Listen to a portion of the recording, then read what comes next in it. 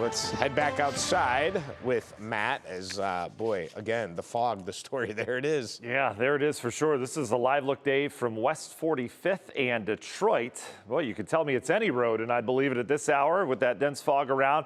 This is a manageable fog you're looking at here. Obviously, you can see in front of you many car lengths. There are spots, though, where it gets very dense here in Northeast Ohio, and it's in pockets. It's not completely widespread where you get the stuff that'll slow you down, but it is pea soup outside this morning, as I think they call it. This is our live shot from the CSU cam. No, our computer's not broken. We're looking at downtown right now, or are we? Could be anywhere in the world, the way it looks right now. Dark 34 degrees over at Hopkins right now with that dense fog around. We've got a dew point of 34. When those equal each other, you get 100%. You're cranking out as much moisture as you can in the air as possible, and that's certainly what we're doing here this morning. When we get down to a quarter-mile visibility, as we have in Akron, Canton, Ravenna, downtown Elyria, Port Clinton, that's where we don't mess around. That's where it gets kind of thick in pockets. Outside of that, it's a manageable fog, but again, visibility going to be reduced all over Northeast Ohio. This fog stretches into PA and then Western Ohio. Then it kind of backs off, especially as you get down towards the south. That's where we're dealing with flooding along the Ohio River Valley. It's been a very dry winter here locally.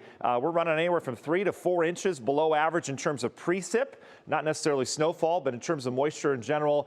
And so it's kind of surprising that they have flooding down to the south, but not when you look at the radar. They have had a steady diet of moderate to heavy rain all night long. And this started yesterday afternoon. This is what happens in the springtime when we get stalled out frontal boundaries. And that's what we have right now downstate. For us, this front is making headway north. So we're in the cool air now.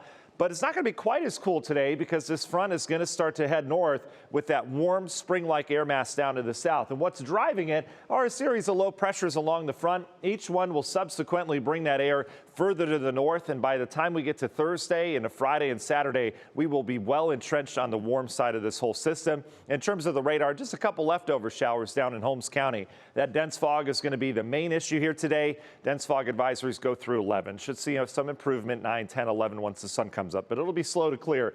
National Design Mart hour by our forecast, leftover shower early. Otherwise, just kind of a cloudy day. We do have rain on the way late this evening, though. You can see this is that warm front moving through, so a good soaker around here, 9, 10, 11 o'clock as you're heading to bed. Temperatures tonight will stay steady in the mid to upper 40s, kind of where we left off. The only exception is going to be near the lakeshore, where we remain cooler with that light breeze coming off the lake. More rain around tomorrow. Should get a break for the morning rush hours, it looks right now, and then more rain and rumbles move through. Temperatures tomorrow, though, much warmer. We should make it up near 60 for a lot of locations. Again, cooler near the lakeshore. Look at the difference between north and south.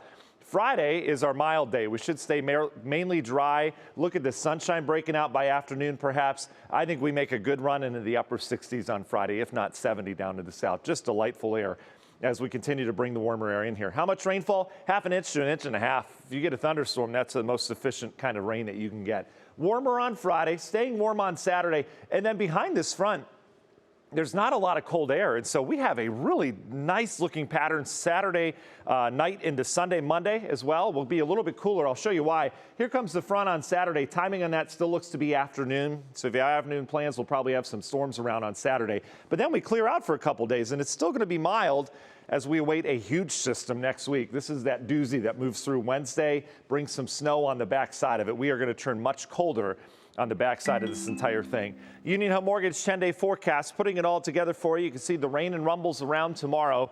Pretty soggy day tomorrow, but temperatures are going to finally feel spring-like. 57 for a high. We'll go upper 60s on Friday with just a leftover shower. Otherwise, we'll break into a little bit of sunshine. Should be a beautiful Friday once again. We've had some good Fridays. And then next week, a big warm-up with more storms out ahead of a big temp drop on Thursday.